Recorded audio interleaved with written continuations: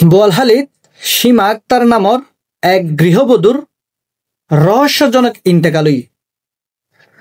গতকাল বৃহস্পতিবার দিবাগত রাত 10:30টার দিকে চট্টগ্রাম মেডিকেল কলেজ হাসপাতালের জরুরি বিভাগের কর্তব্যরত চিকিৎসক তারে ইন্তেকাল বলে ঘোষণা করছি।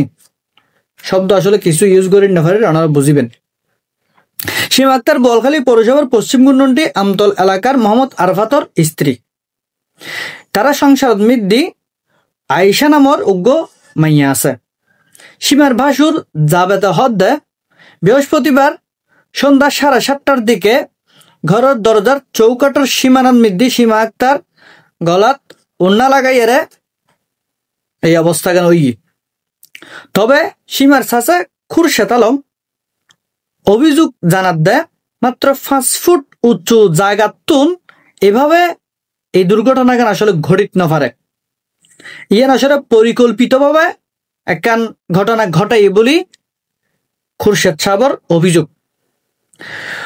চমেক হাসপাতালের মধ্যে তারে ইন্তেকাল ঘোষণার পরে তার মরদেহগান মর্গত ফাটাই এবং ইয়ানুল্লাহ পবিন্তু মামলই দেখা যাক তার রেজাল্টান কি।